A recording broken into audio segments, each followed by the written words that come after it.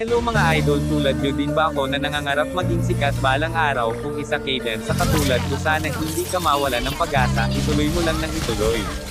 Balang araw makikita din natin ang magiging resulta.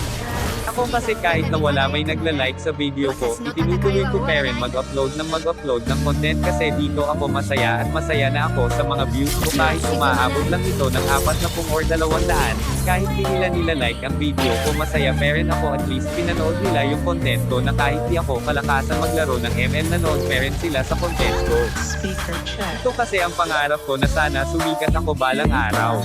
Pangarap ko na to noong wala pa akong cellphone, pumupunta lang ako sa computer shop para mag-Facebook at nanood sa mga sikat na mga content creator, lalo na kay Top TV at Hero Play.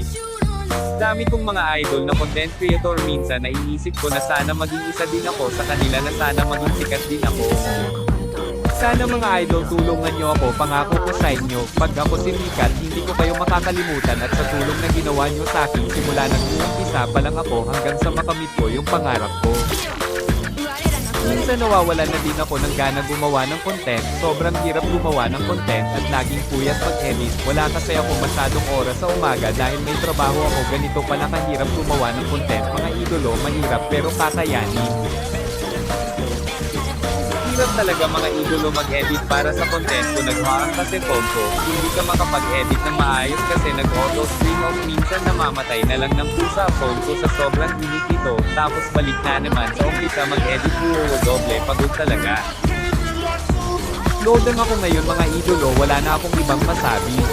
So dito mag-focus muna ako sa laro ko dahil ito yung unang content na gagawin ko ngayon araw. Sana suportahan nyo ako mga idolo at inyo ako i-bash sana kahit na mahinang nila lang ako, patuloy nyo pero akong suportahan sa mga content na gagawin ko araw-araw.